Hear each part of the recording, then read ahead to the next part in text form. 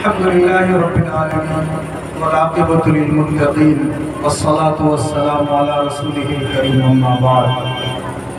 أعوذ بالله من الشيطان الرجيم بسم الله الرحمن الرحيم إن هذا القرآن يهدي للتي هي أقوم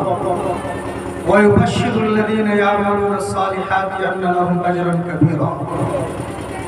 صدق الله العظيم محترم بزرگوں، دوستوں، نوجوانوں، بوڑھوں اور ہماری پردہ نشین مار بہنوں، اسٹیج پر رونق افروز دانشوران، علماء کرام، ہمارا یہ مختصر سا پروگرام مغرب بعد شروع ہو گیا تھا اور تسلسل کے ساتھ جاری اور ساری ہے۔ اس درمیان ہمارے سامنے مختلف عنوانات سے مختلف موضوعات پر ہمارے سامنے گفتگو آئی۔ ماشاءاللہ مولانا جاوید صاحب کا بھی بیان ہوا، قاری رفیق صاحب، اور اسی طریقے سے مولانا عارف صاحب، اور اسی طریقے سے ہمارے مؤذن صاحب نے بھی ماشاءاللہ کچھ گفتگو فرمائی اور کچھ اشعار غزلیں ہمارے سامنے پیش کی ہے۔ محترم، مختصر یہ ہے کہ قرآن کریم کی آیت کریمہ جو ہم نے پڑھی ہے ابھی، اللہ تبارک و تعالیٰ اس کے اندر فرماتے ہیں ان ھذا القرآن یہدی للتی ہی اقوم، کہ بے شک یہ قرآن کریم یہدی للتی ہی اقوم، اس راستے کی رہنمائی کرتا ہے جو راستہ بالکل سیدھا ہے، اس راستے کے اندر کوئی کجی نہیں ہے، اس راستے میں کوئی خرابی نہیں ہے۔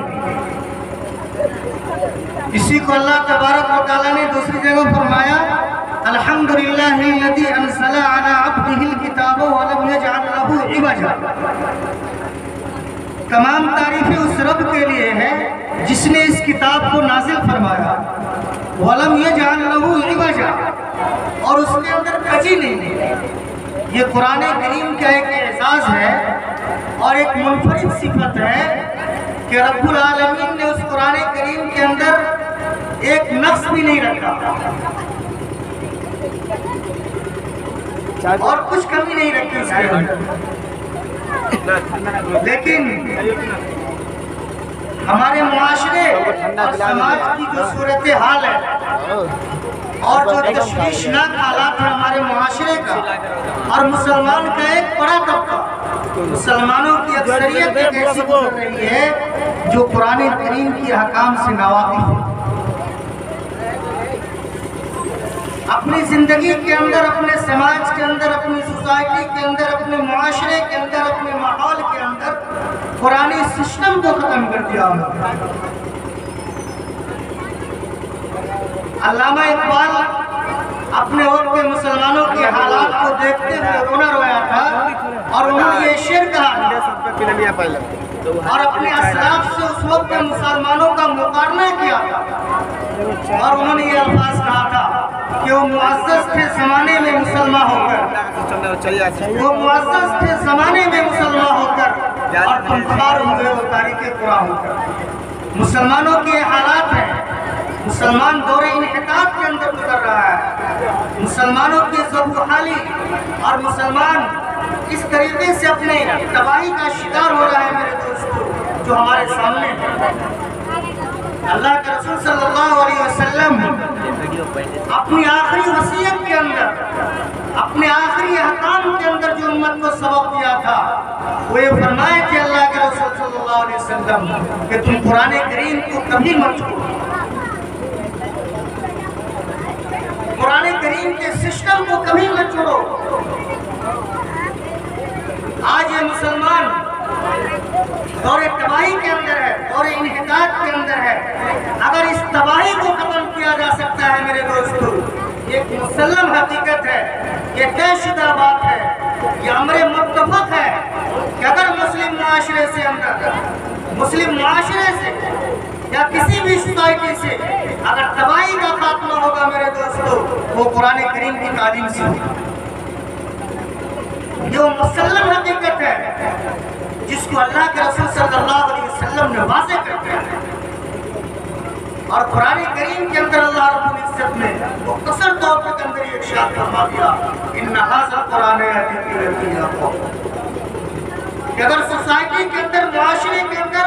ہم امن چاہتے ہیں، سکون چاہتے ہیں، حالات کو سازگار بنانا چاہتے ہیں، حالات کے اندر موافقت چاہتے ہیں، تو سب سے پہلا ہمارا رول جو ہونا چاہیے میرے دوستو وہ قرآنی سسٹم کا نفاذ ہونا چاہیے،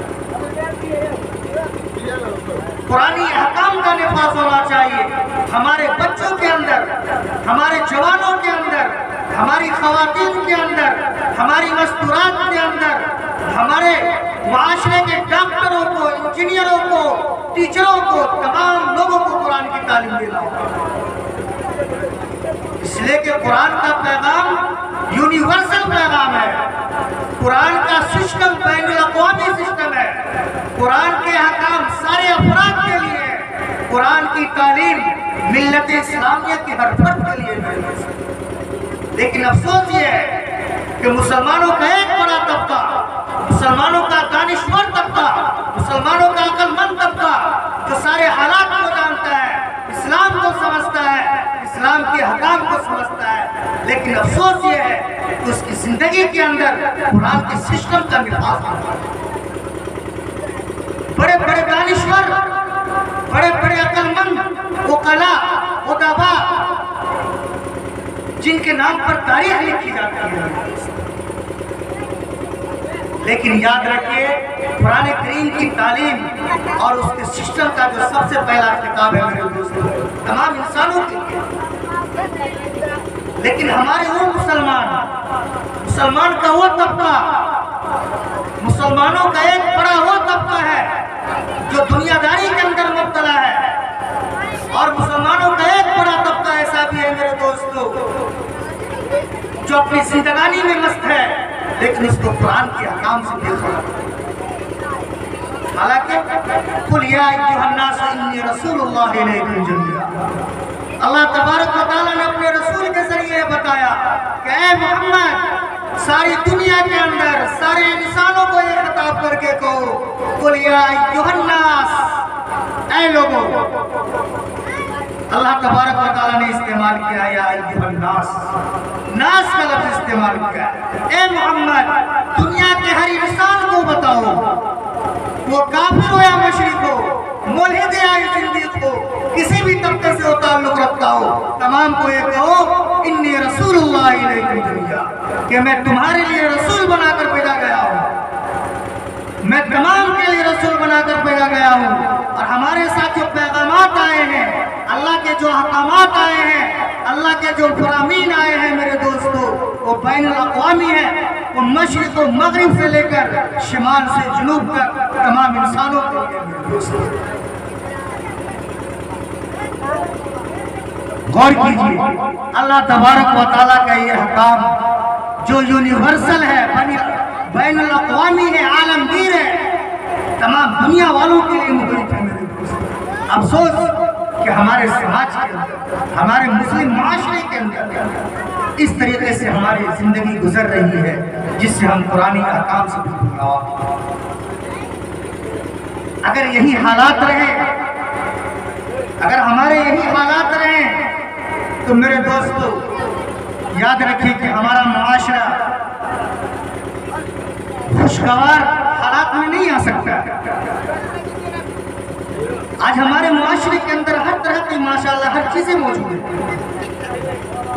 ہر طرح کے ہمارے معاشرے کے اندر چیزیں پائی جا رہی ہیں، لیکن افسوس صرف اور جو قابل افسوس چیز یہ ہے کہ صرف ہم قرآنی تعلیم سے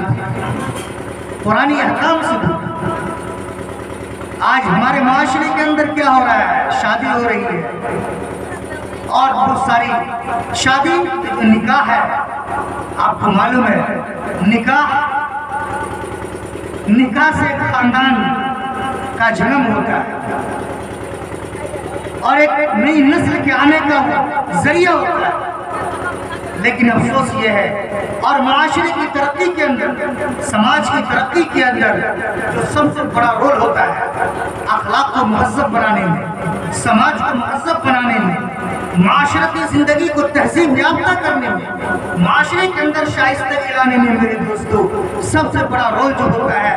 جس کو ہم عربی زبان میں کہہ سکتے ہیں اکبر دوری، سب سے بڑا رول ہو سکتا ہے میرے دوستو تو نکاح کا۔ اور کسی بھی معاشرے کے اندر، کسی بھی سماج کے اندر، کسی بھی قوم سے اس کا تعلق ہو،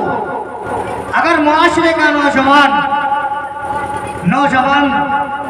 بچے یا بچیاں ہمارے معاشرے کے اندر دیندار ہیں، اسلامی طور پر پورے طور پر گامزن ہے میرے دوستو، تو معاشرہ خوشگوار ہوتا ہے،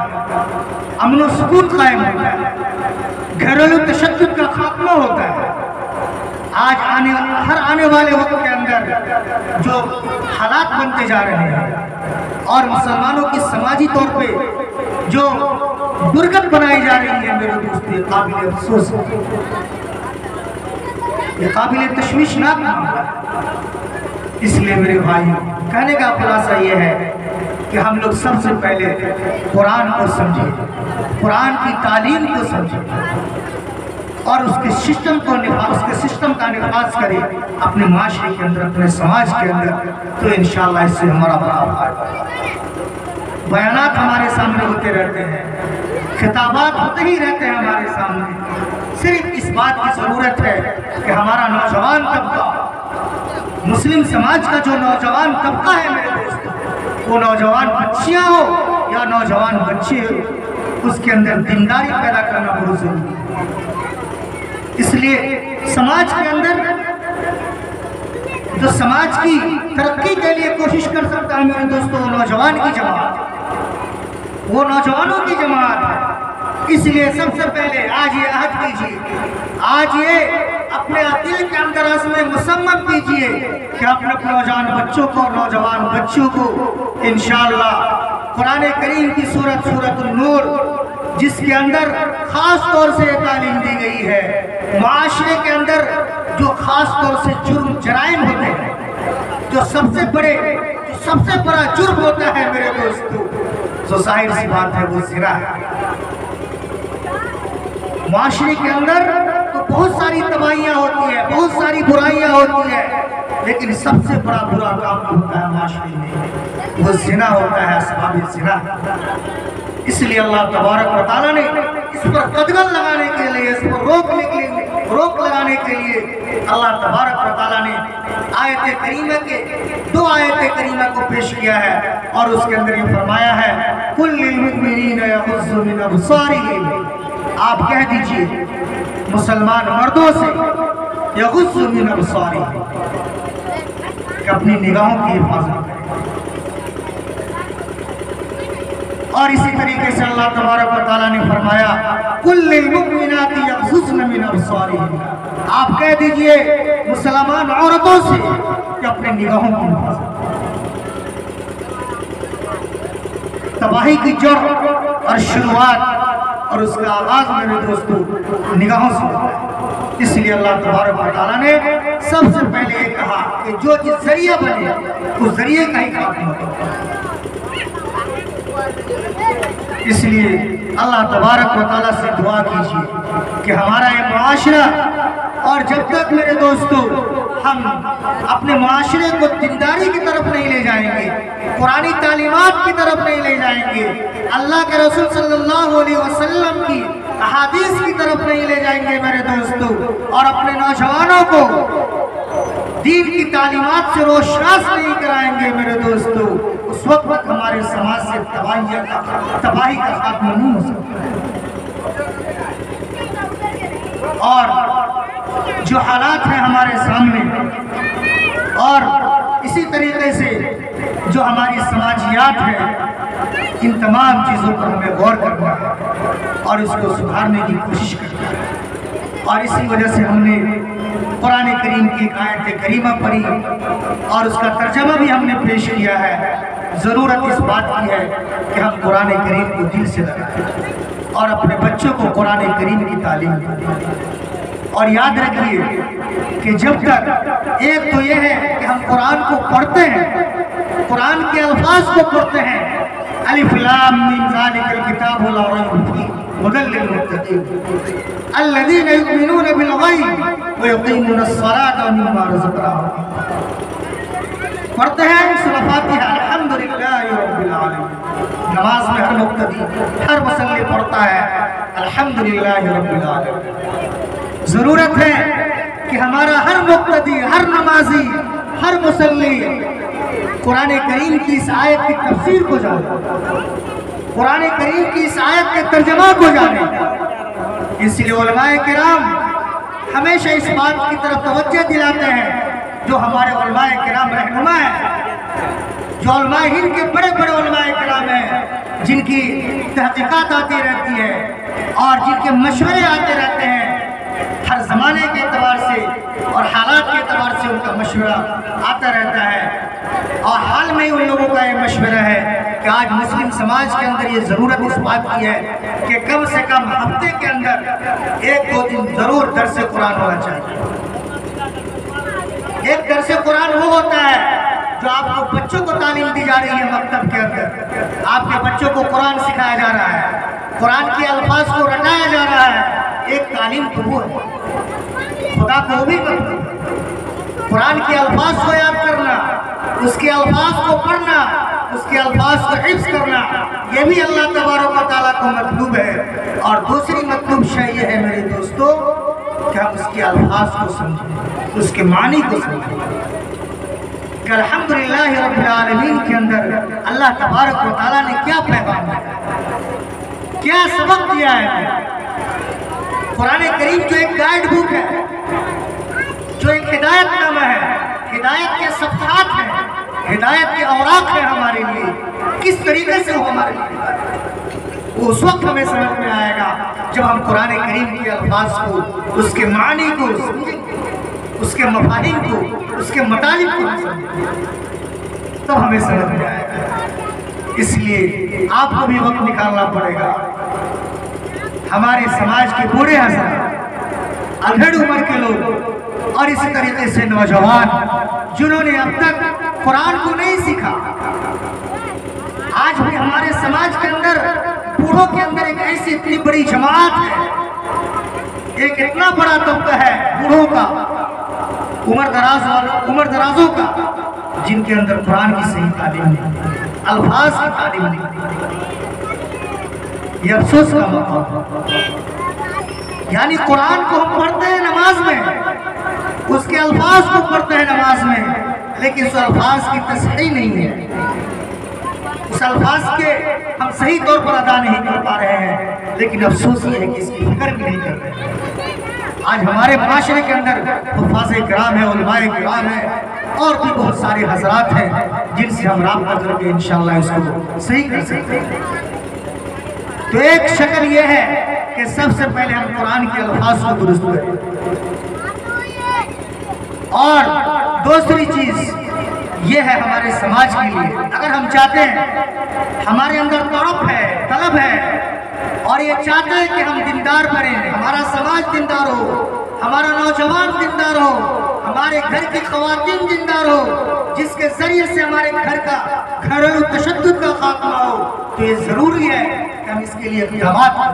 کریں. اور ہم نے کہہ دیا ہے کہ سماج کی ترقی کے لیے سب سے بڑا رول ہمارے لیے یہی ہوگا کہ ہم قرآنی سسٹم کا نفاذ کریں. یہ سچ اور سچائی ہے میرے دوستو، یہ حق اور حقیقت ہے کہ جب تک قرآن کا نفاذ نہیں ہوگا. آج میرے دوستو دشمنان اسلام سے کیوں ڈرتے ہیں، اسلام پر کیوں اعتراض کرتے ہیں، اسلام کے احکامات کی تنفیذ کرنا کیوں نہیں چاہتے ہیں میرے دوستو؟ یہی وجہ ہے کہ قرآن ظلم کا خاتمہ کرتا ہے، قرآن انصاف کا درس دیتا ہے، قرآن امن و سکون کا درس دیتا ہے، قرآن امن و آشتی کا درس دیتا ہے، قرآن انسانیت کا درس دیتا ہے. اور قرآن کے اندر میرے دوستو ظاہر سی بات ہے، زندگی کا کوئی بھی شعبہ، انسانی حیات کا کوئی بھی حصہ ایسا نہیں ہے جس کے اندر قرآن رہنمائی نہ کرتا ہو. ہر شعبے کے اندر، زندگی کے ہر شعبے کے اندر قرآن کی رہنمائی موجود ہے. شرط یہ ہے کہ اس سے رہنمائی حاصل کریں. وقت کافی ہو چکا ہے میرے دوستوں، بیانات تو ہمارے سنتے ہی رہتے ہیں، جمعہ کے اندر بھی بیان ہوتا ہی رہتا ہے، بس اس بات کی شرط ہے، ضرورت ہے ہم کو عمل کریں انشاءاللہ۔ ہمیں آپ سے امید ہے کہ اللہ تبارک و تعالیٰ سے دعا کریں گے کہ اللہ تبارک و تعالیٰ ہمیں عمل کی توفیق نصیب فرمائے، اور قرآن کریم کی تعلیمات کو اور اس کے سسٹم کو اپنے معاشرے کے اندر، اپنے گھریلو زندگی کے اندر، اور اپنی انفرادی زندگی کے اندر، اور اپنی اجتماعی زندگی کے اندر اس کو نافذ کرنے کی توفیق نصیب فرمائے۔ اللہ الحمدللہ۔